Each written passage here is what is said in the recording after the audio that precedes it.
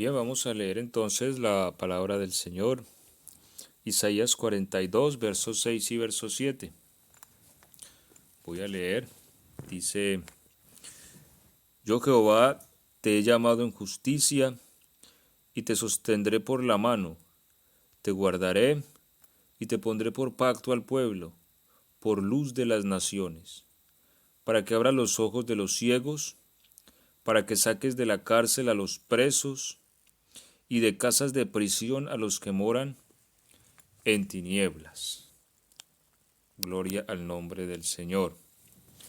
Bien, hermanos, vamos entonces a continuar el tema que venimos trayendo en relación al ministerio de nuestro Señor Jesús en nuestras vidas, pero a la vez vamos a abrirnos a otro tema que precisamente vamos a iniciar en esta noche, y creo que vamos a hablar la introducción a este tema en esta noche, y quisiera, hermanos, que ustedes estuviesen muy atentos. Y yo creo que vamos a ser muy repetitivos con este tema, y creo que voy a hacer énfasis en estos temas que vamos a tratar durante los próximos meses. Y quisiera, hermanos, que estas palabras queden grabadas en nuestros corazones y que sean prácticas, que podamos desarrollarlas, porque de nada nos sirve a nosotros oír palabra y oír palabra y oír palabra si no la ponemos por práctica. De manera que quiero, hermanos, que prestemos toda nuestra atención a estos temas que vamos a iniciar. Todos los temas en relación a la palabra del Señor son importantes. Sin embargo, hay ciertos temas vitales en cuanto a nuestro desarrollo. Y nosotros como iglesia aquí en esta ciudad estamos poniendo fundamentos en cuanto a nuestra congregación, y hay algo muy importante a tener en cuenta, y es que según el fundamento, asimismo se puede edificar. Nosotros no podemos edificar sobre un fundamento que sea débil, sobre un fundamento que sea inestable. Entonces, hablo esto porque, como he dicho, estamos en un proceso de edificación. Y hermanos, yo prefiero que nos tardemos años, si es el caso, poniendo buenos fundamentos, pero que puedan soportar la edificación que venga para los próximos años. Y que cuando alguno sobreedifique, haya un fundamento sólido, que seamos una iglesia compacta y fuerte delante del Señor Jesús. Porque congregaciones hay muchas, y en estos escasos 8 meses que yo llevo aquí en esta ciudad, 7, 8 meses, he visto inclusive abrir y cerrar lugares de predicación. Muchas iglesias aún, a pesar que llevan años, carecen de un fundamento sólido, y por eso están fluctuantes muchas congregaciones. Pero yo sí deseo, hermanos, que nosotros como iglesia y como congregación podamos tener fundamentos sólidos, no tanto de conocer esto, conocer aquello, sino de un fundamento espiritual, un fundamento que podamos metabolizar y que podamos entender y discernir en el espíritu, es decir, una realidad espiritual. Una iglesia que se fundamenta sobre el poder del espíritu es una iglesia que nadie va a poder mover. Es una iglesia en la cual se cumplen las palabras del Señor cuando dijo: ni las puertas del infierno abiertas de par en par prevalecerán contra ella. Y eso es lo que queremos y eso es lo que deseamos. Entonces, estos mensajes que vamos a estar dando a partir de hoy se relacionan mucho con esto en relación a nuestro desarrollo espiritual. Porque es que en la iglesia, hermanos, a veces encontramos muchos creyentes eh, enanos, por así decirlo. Creyentes que no tienen un desarrollo espiritual, sino que viven toda la vida de la misma forma, batallando con las mismas problemáticas de siempre. Y si lo encontramos en 10 años, tiene los mismos problemas que tiene hoy. Y esto no puede ser así, hermanos, y yo creo que por un momento nos toca reflexionar en esto y nos toca cambiar nuestra forma de pensar. Mire, veía yo que, por ejemplo, el terremoto que hubo en Puerto Príncipe, Haití, más de, creo que 300,000 personas, creo que fue, o algo más, perdieron la vida. Pero han habido terremotos mucho más fuertes que el de Haití, con menos daño. Y esto desde una óptica humana, los ingenieros han investigado y han llegado a la conclusión de que el problema yace en la edificación, ¿sí? Estos se edificaron mal, estos se edificaron con fundamentos ordinarios. Entonces, al presentarse el sismo, la destrucción fue mayor. Hace días miraba el accidente que hubo en Fukushima en el 2011 cuando el terremoto de Japón.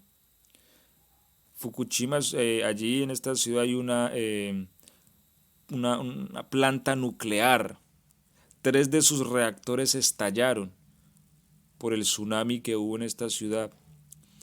Pero lo que me llamaba la atención es que la magnitud de la explosión en Fukushima fue mucho mayor que la magnitud de la explosión en Chernóbil.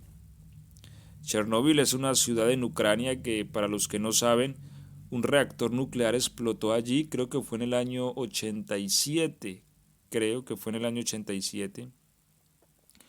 Y esta ciudad es una ciudad fantasma, hoy día nadie puede ir allí, es una ciudad que no puede ser habitada, porque la ciudad entera quedó contaminada de radiación, ¿sí? Entonces sufrió un daño irreversible. Sin embargo, en Fukushima en el 2011 estallaron 3 reactores nucleares debido al terremoto, pero la tragedia no fue tan alta como la de Chernóbil. ¿Por qué? Porque ellos supieron edificar. Es decir, en Japón se supo edificar y eso previno una tragedia mayor. Que si de lo contrario hubiera sido en magnitudes muy destructivas. ¿A qué quiero llegar con todo esto, hermanos? Al énfasis que he venido hablando. Nosotros nos es menester como iglesia tener fundamentos espirituales.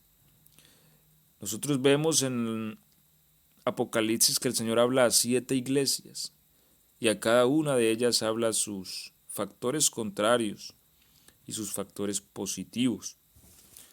Congregaciones vemos muchas, pero a veces es difícil encontrar una congregación donde sus fundamentos espirituales sean sólidos, sean potentes y sea una iglesia capaz de establecer el reino de Cristo.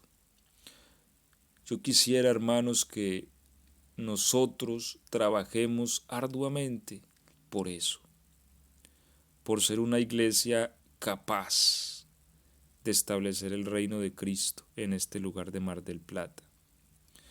Y esto no lo puedo hacer yo solo. Si nos unimos como iglesia y si realmente estamos dispuestos a vivir una vida conforme Cristo nos pide, yo sé que lo podemos lograr. Y bueno, dentro de lo que hemos venido hablando en relación al ministerio de Cristo, hablábamos de que Él vino a dar buenas nuevas a los abatidos, de que Él vino a vendar a los quebrantados de corazón, Él vino a pregonar libertad a los cautivos y a los presos, apertura de la cárcel. Y quiero que empecemos una serie de temas que vamos a hablar en relación a esto de las cárceles, hermanos. Como les digo, hoy vamos a hablar básicamente lo que es la introducción, pero mañana con la ayuda del Señor vamos a continuar con este tema, las cárceles espirituales.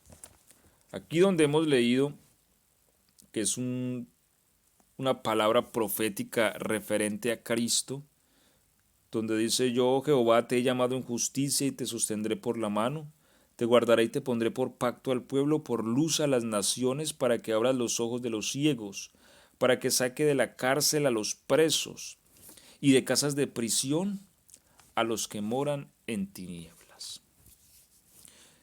Y quiero, hermanos, que, como les decía al principio, estemos muy atentos. Y también quisiera, hermanos, que estos temas los compartiéramos por medio de estos medios de WhatsApp y de Facebook a todos aquellos hermanos que nosotros conozcamos y a todas aquellas personas que quieran de alguna manera oírlo. Es importante entender que el ministerio de nuestro Señor Jesucristo es un ministerio altamente espiritual, es decir, que afecta las problemáticas espirituales.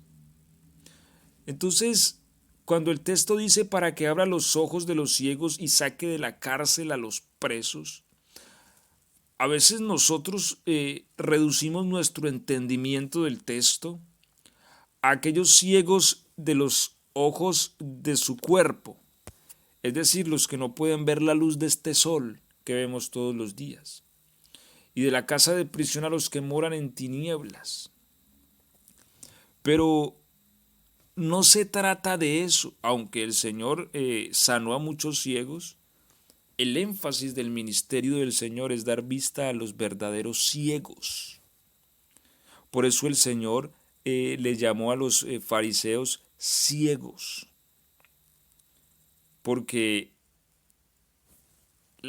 la maldad es un factor que oscurece al hombre. Y para esto voy a explicar algo.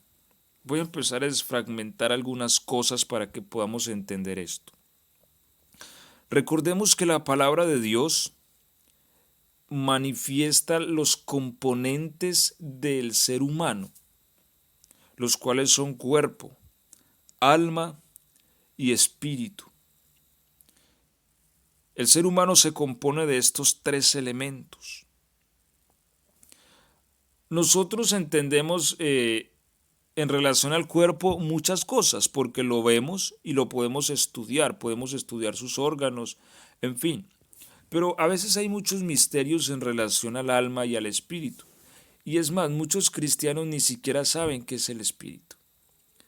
Lastimosamente, a veces no se entra en la comprensión y en el uso debido de lo que es el espíritu humano. Pero voy a tratar de sintetizar la idea de la siguiente manera, para que podamos entenderlo un poco.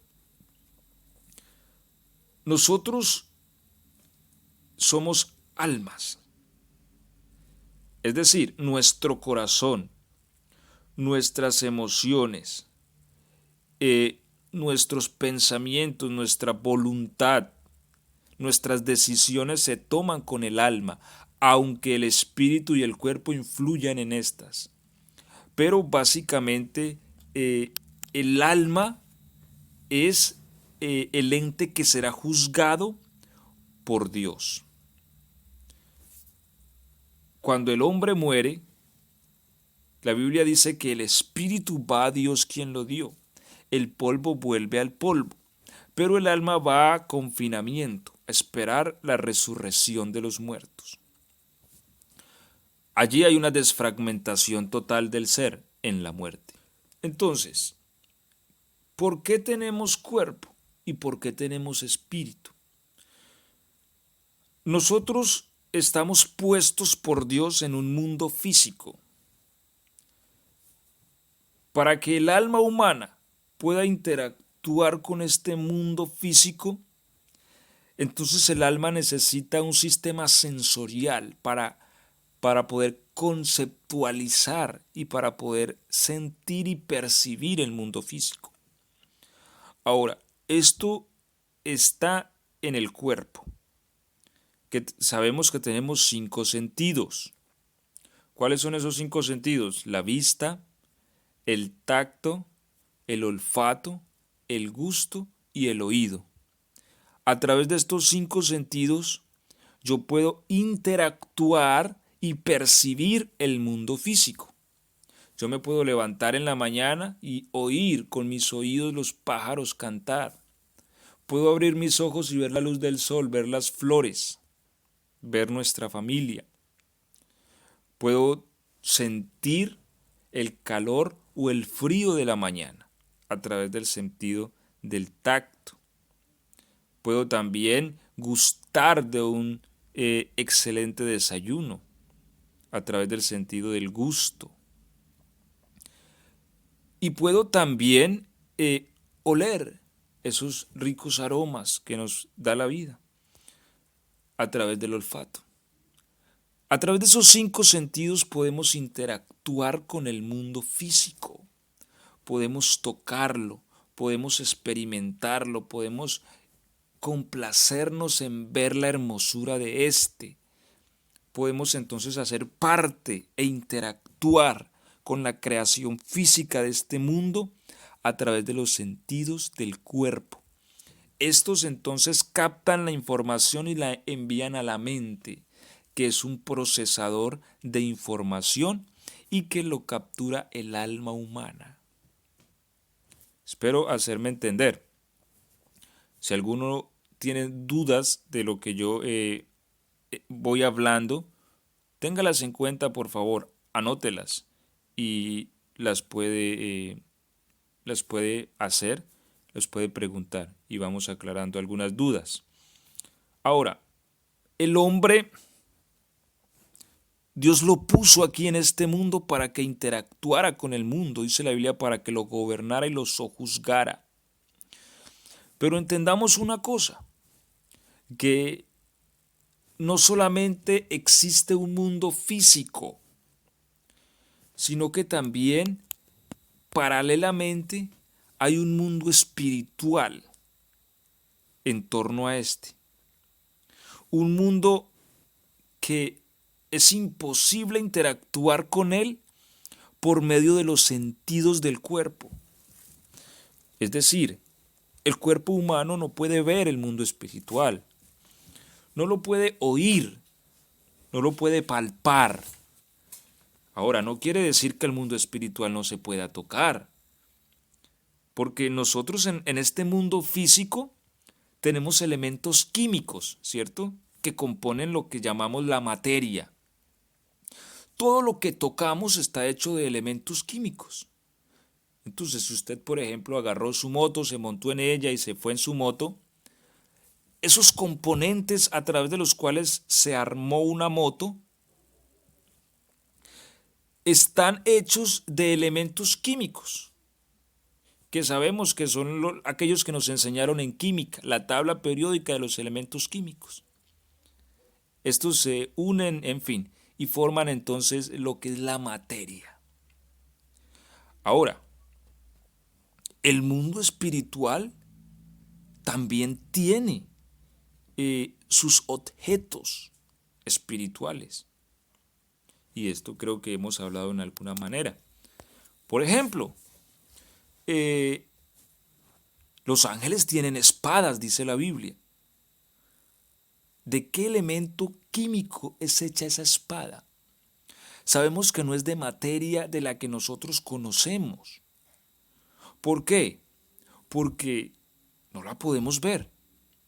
Y la materia de este mundo es visible. Entonces no quiere decir que el mundo espiritual no pueda tocarse.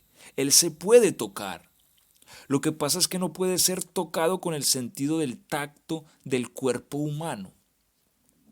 O por ejemplo, la Biblia habla de que en el huerto de Edén dos querubines custodiaron el camino y habían dos espadas encendidas en fuego. Mire, los elementos que componían estas espadas eran fuego. Eso no lo hemos llegado a ver nosotros aquí, pero está en el mundo espiritual. También hay montañas espirituales, pues la Biblia habla de los collados eternos. También hay animales espirituales. ¿Cómo así, hermano? Sí, claro, animales espirituales. La Biblia dice que el Señor Jesús vendrá en un caballo blanco. Y ese caballo seguramente no lo tienen allá en Hollywood o en algún lugar de este mundo engordándolo para la venida del Señor. No, ese caballo está en otra parte. Y los ejércitos celestiales le seguían, vestidos de lino fino, en caballos blancos, dice la palabra. ¿Dónde están esos caballos? Esos caballos están en el mundo espiritual.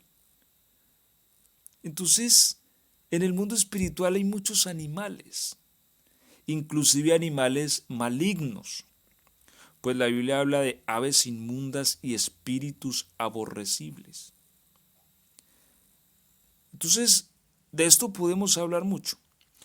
Lo que quiero que comprendamos inicialmente es que en el mundo espiritual también hay elementos, también hay un mundo, como lo es este, solamente que es un mundo vasto e infinito. Es un mundo mucho más gigantesco. Este mundo en el que nosotros estamos no es más que una maqueta que Dios ha creado para entendernos, vamos a entender realidades espirituales. Entonces, el mundo espiritual está compuesto de toda una creación. Así como vemos la creación de este mundo, el mundo espiritual tiene también su creación como tal. Y muchas cosas hay, inclusive hay ciudades. La Nueva Jerusalén es una ciudad espiritual, es la capital que va a gobernar el universo entero. Ahora, como Dios creó al hombre no solo para que tuviera interacción con el mundo físico, sino también para que tuviera interacción con el mundo espiritual, entonces no solamente le dio un cuerpo humano, un cuerpo físico, que es el que vemos todos los días al espejo, sino que también le dio un cuerpo espiritual. Y a esto lo podemos llamar el espíritu. Dentro de lo que son las gnosis o las ciencias ocultas lo llaman, algunos lo llaman la forma astral. En fin, pero en sí, este es el espíritu humano. El espíritu humano también tiene un sistema sensorial, pero este sistema sensorial del espíritu humano no está diseñado para percibir el mundo físico. Es decir, no está diseñado para mirar el chocolate que nos ponen delante de la mesa o la moto en la que salimos a trabajar o el auto, no. El espíritu tiene un sistema sensorial así como lo tiene el cuerpo, es decir, también tiene unos ojos, tiene una visión, un oído, un olfato, pero es para percibir el mundo espiritual. Es decir, el alma humana tiene dos cuerpos, un cuerpo físico, un cuerpo espiritual. Un cuerpo para interactuar con el mundo físico y la materia de este mundo, y un cuerpo para interactuar con el mundo espiritual y la materia de ese mundo, si así la podemos llamar. Dios no quiso nunca, ni quiere, que el hombre sea ciego. Ahora, ¿por qué entonces el Señor Jesús llama a ciertos hombres, los llama ciegos? A veces decimos, no, es que es sencillamente una retórica del Señor, es que el Señor era una persona que usaba mucho las figuras. No, El Señor los está llamando ciegos porque son ciegos. Es decir, aunque en el cuerpo humano sus ojos estaban funcionando bien, en su espíritu, los ojos de su espíritu estaban enceguecidos, estaban afectados. Entonces, espiritualmente hablando, ellos no podían ver. Por eso el Señor los llama ciegos, porque el Señor vio su espíritu.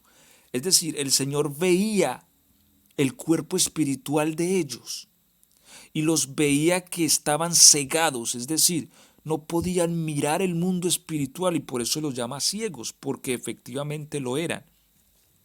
Los ojos de su espíritu estaban entenebrecidos.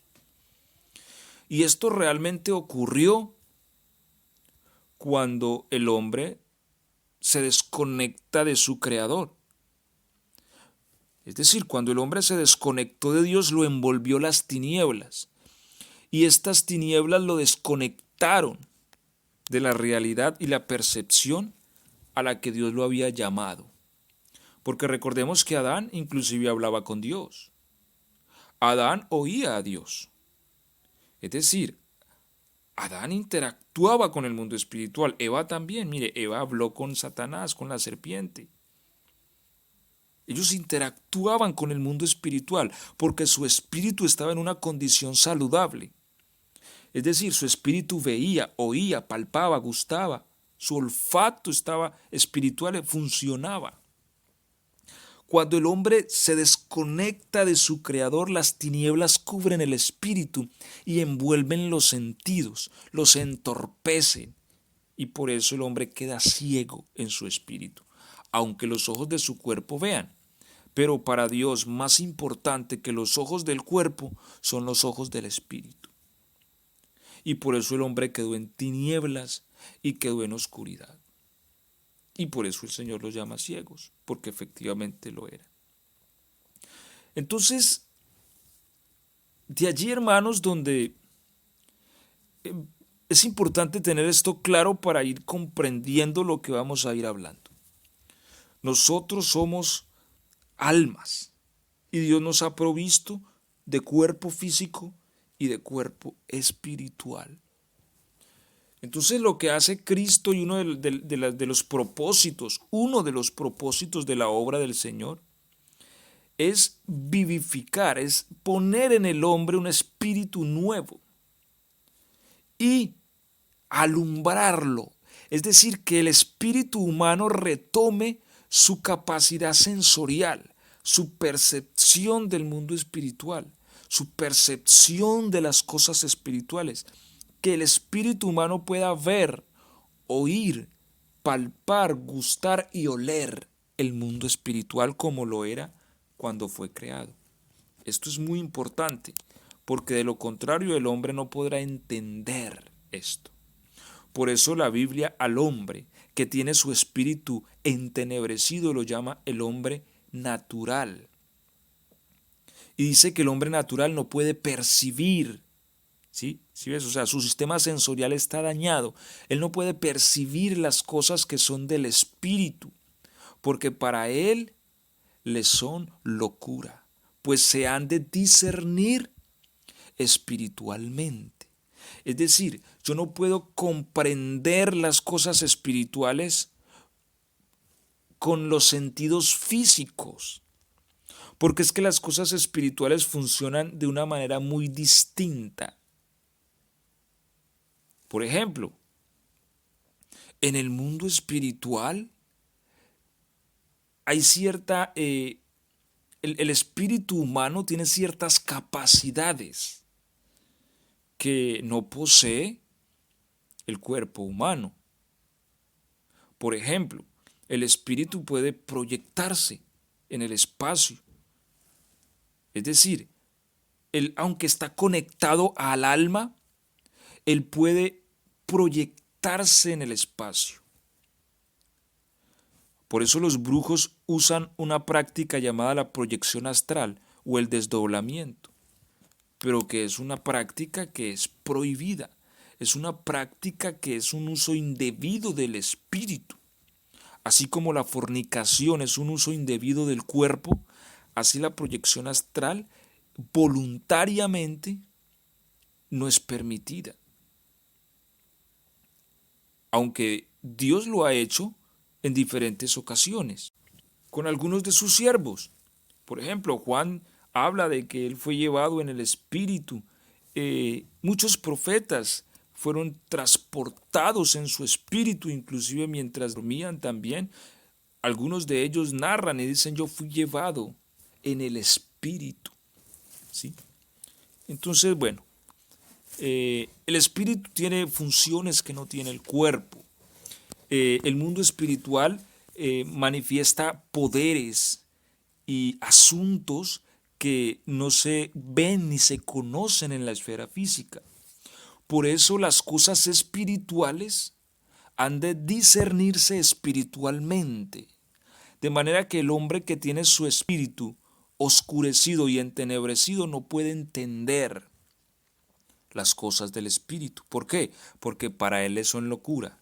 ¿Y por qué les son locura?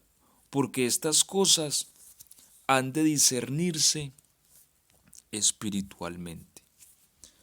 Entonces, aquí vamos marcando algunas pautas y algunos puntos importantes de por qué a veces como cristianos hacemos del cristianismo una religión más. Hacemos algo que no es, pero necesitamos marcar pautas reales de qué es lo que somos y entender la palabra de Dios como el Señor quiere que nosotros la entendamos. Entonces, ya viendo esto desde la amplitud de este panorama, entendiendo de que espiritualmente hay elementos y hay todo un mundo detrás de esto, y entendiendo que nosotros tenemos un cuerpo espiritual que está ligado a nuestra alma y a nuestro cuerpo físico, porque son sustancias que están entrelazadas y componen el ser. Eso es lo que nos hace estar vivos. Cuando el hombre muere, se descompone el ser, se separa todo. Pero la composición de estos tres hace que el ser esté vivo. Y entonces hay un enlace entre los tres. Lo que le ocurra al uno afecta al otro. Si el cuerpo humano es golpeado, el dolor lo siente el alma y el dolor lo siente el espíritu. Asimismo, si el alma es golpeada, el cuerpo siente el dolor. Y también si el espíritu es golpeado, también entonces se siente el dolor. Es un enlace que hay en los tres. Pero sintetizando la idea, entonces el mundo espiritual se percibe a través del espíritu y el mundo físico a través del cuerpo. Y aunque a veces en la práctica se desconoce mucho el tema como tal, lo vivimos cada día. Hay cristianos que a veces hablan con alguien, pero parece que percibieran la maldad de esta persona, o percibieran su iniquidad, o su buena intención, o algunos cristianos llegan a alguna casa y perciben como que si en el aire hubiese algo malo, algo maligno, y se sienten incómodos y quieren salir. Esto se debe es a la percepción que está teniendo el espíritu del cristiano. Es decir, su cuerpo espiritual está percibiendo una realidad espiritual, la está viendo o la está sintiendo o la está olfateando o la está tocando. ¿Sí? Entonces, esa información la emite a la mente, solo que a veces no sabemos procesar esa información. El espíritu humano tiene muchas formas de enviar esa información a la mente que está percibiendo. El problema es que a veces también nos volvemos pesados para oír, pesados para ver las cosas espirituales, porque ocupamos nuestra mente en los asuntos de este mundo, en los afanes de esta vida y en tanta cosa aquí y allí. Entonces nos volvemos pesados para oír el espíritu. Pero este está constantemente también enseñándole al hombre enviando la información que percibe, así como el cuerpo humano le envía información a la mente. Entonces, de esta forma, la mente actúa. Por ejemplo, si nosotros vamos en el auto por la autopista, pero vemos que a 200 metros se atraviesa un camión, entonces nuestros ojos le están enviando una información a nuestra mente. Cuidado, hay peligro en el camino. Entonces, ¿qué vamos a hacer nosotros? Vamos a detener el auto, ¿cierto? Bueno, el espíritu puede ver el mundo espiritual. Ese es el peligro. Ese es el peligro cuando nosotros no ejercitamos el espíritu. Porque eso es lo que el Señor quiere con nosotros. Restaurarnos y que nuestro espíritu vuelva a percibir el mundo espiritual. Entonces, muchas veces hay peligros en el mundo espiritual frente a nosotros, pero como nos volvemos pesados para huir, no podemos verlos ni entenderlos. Y allí es donde se cumple el texto: el avisado ve el mal y se esconde, pero los simples pasan y sufren el daño. Entonces, a veces sufrimos daños espirituales. ¿Por qué? Porque somos ciegos. Imagínense un ciego conduciendo un auto. Pues obviamente va a ser un desastre porque va a atropellar a un sinfín de personas y va a ser un desastre total. Bueno, a veces nosotros conducimos nuestra vida en medio de los peligros espirituales con un espíritu ciego. De allí donde uno debe de desarrollar conciencia con relación a este asunto. Pero como les decía, muchas veces percibimos, aunque no con un conocimiento tan claro, pero percibimos, inclusive podemos sentir olores espirituales y no es nuestro cuerpo. A veces alguien puede llegar a un lugar y siente un olor a inmundicia y el otro dice: ve, a mí no me huele a nada. Y muchas veces es el olfato espiritual que siente el olor de los demonios, porque los demonios huelen horrible. Ellos emanan un olor pero recordemos, su olor es espiritual, o sea, porque es que hay elementos y materia espiritual corrompida y maligna. Así como hay basura física, hay basura espiritual. Eso es importante entenderlo. O sea, el mundo espiritual es todo un sistema de creación, así como lo es este mundo. Entonces los espíritus inmundos por eso son llamados inmundos, porque son fétidos, porque emanan olores desagradables. Entonces cuando una persona puede percibir el olor de un espíritu inmundo, lo está percibiendo con su olfato espiritual. Es su espíritu el que está oliendo y lo está enviando a la mente. Y a veces la persona cree que es su nariz la que lo está percibiendo, pero no es la nariz física de su cuerpo, porque recordemos que el cuerpo humano no puede percibir lo que son los elementos espirituales. Estos tienen que ser percibidos espiritualmente. Estos tienen que ser percibidos por el Espíritu de Dios, perdón, por el espíritu humano dentro de la persona, porque es el espíritu el que percibe las cosas espirituales. Entonces, ya uno con este conocimiento entonces empieza a entrar en un ejercicio de su espíritu. Es como la oración. La oración es una práctica que debe hacerse en el espíritu. Y la Biblia nos lo dice repetidas ocasiones, orando en el espíritu. Pero nosotros a veces lo entendemos únicamente como una frase más que está en la Biblia. Sí, hay que orar en el espíritu, pero en la práctica, ¿cómo es? El espíritu, porque es que el cuerpo humano no está diseñado para orar. Me explico. Cuando un cristiano ora, debe hacer uso de su espíritu a la hora de emitir su oración. Porque el espíritu, recordemos que el propósito central de la oración es traer la voluntad de Dios sobre la tierra. Es decir, la oración es un conflicto. El momento en que un cristiano dobla sus rodillas para orar, Él entró en el mundo espiritual, ¿sí? Cuando su espíritu logra conectarse, entonces lo que el espíritu humano inicia es una lucha para traer la voluntad de Dios sobre la tierra. Por eso la oración se torna tan compleja en algunos casos y tan conflictiva. Ahora, ¿qué pasa? Cuando nos arrodillamos a orar, ahora recordemos una vez más que el propósito de la serie de estos mensajes va a ser hablar de las cárceles.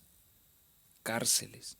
Entonces, cuando el ser humano está en una cárcel, cuando el espíritu humano está en una cárcel, o en algún tipo de prisión, o en algún tipo de aflicción, el espíritu tiende a desconectarse, a apagarse.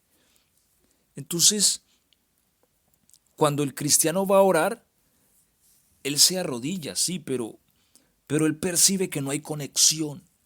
Y aunque pasan media hora, una hora, su mente está divagante, está pensando en lo que hay que hacer mañana, en esto, aquello, en lo otro, pensando en muchas cosas. Le talla aquí el suelo, el frío le molesta, se encalambra el pie, se encalambra el brazo, porque no hay conexión, porque la oración no se puede hacer en el cuerpo humano, es decir, la oración debe hacerse en el espíritu. Y aunque obviamente todo el ser hacen parte de la práctica, quien ejecuta inicialmente la oración, principalmente la oración, es el espíritu. Oramos es en el espíritu. Este es el que enfrenta este conflicto. Y cuando el espíritu es sacado de combate, la oración no es eficaz, realmente no se ha orado. Y uno sabe, porque así haya pasado una hora, uno sabe que no ha orado porque su espíritu no está conectado, porque no ha podido entrar en conexión con Dios. Y uno sabe que realmente no ha orado. A diferencia de cuando uno experimenta la oración en el Espíritu, que así sean 10, 15 o 20 minutos, uno siente que fue una oración viva, que fue una oración eficaz y poderosa. Entonces de allí donde la vida en el Señor se vive es en el Espíritu. Por eso la Biblia también nos dice que debemos andar en el Espíritu. Y para uno andar en el Espíritu es necesario entonces comprender esto que estamos hablando. ¿Qué es pues el Espíritu? ¿Cómo funciona? Y todos estos elementos.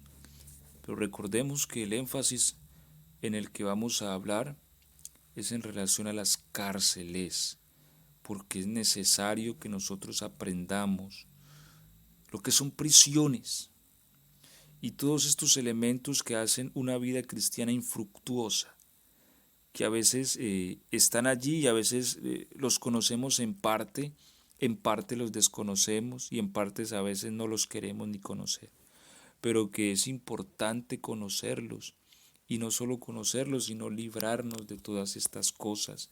Si queremos ver la manifestación del Espíritu de Dios a través de nuestra vida. De lo contrario, vamos a vivir una vida cristiana muy impregnada de religiosidad, de que sí, voy al culto porque hay que ir al culto, entonces voy, alabo al Señor, doy mi ofrenda y vengo y vivo mi vida y una vida de vaivén, una vida de que sí, leo la Biblia, voy al culto y allá leo la Biblia. No hay una realidad espiritual. Entonces, la vida cristiana no es eso. La vida cristiana, en la vida cristiana tenemos mucho por aprender y mucho por descubrir. Y tenemos el desarrollo de nuestra vida espiritual como principal tarea. ¿Sí? Cuando podemos desarrollar nuestra vida espiritual, entonces nosotros vendremos a ser cristianos poderosos y tendremos la capacidad de poder establecer el reino del Señor en nuestro entorno, en donde vivimos, en medio de nuestra familia, en medio de nuestro barrio, en medio de nuestra ciudad y en medio donde el Señor Jesucristo nos ponga. Esto solamente se puede lograr cuando podemos desarrollar una vida espiritual sana. De lo contrario, hermanos, reitero, vamos a ser religiosos, vamos a ser cristianos sencillamente que vivimos una vida monótona, ¿sí? Una vida de religión, de aprendizaje, de que me aprendo los cánticos que se cantan en la iglesia, me aprendo todo y solamente es algo de memoria. Eso no es lo que Dios quiere. Dios quiere que experimentemos una vida espiritual abundante. Y bueno, el tiempo se nos ha ido y vamos a dejar esta introducción hasta aquí, reiterándoles que nuestro enfoque es hablar de las cárceles. Entonces mañana, con la ayuda del Señor, vamos a continuar hablando en relación a este tema. Vamos a orar y vamos a dejar aquí entonces por este día y vamos a darle gracias a Dios por su palabra.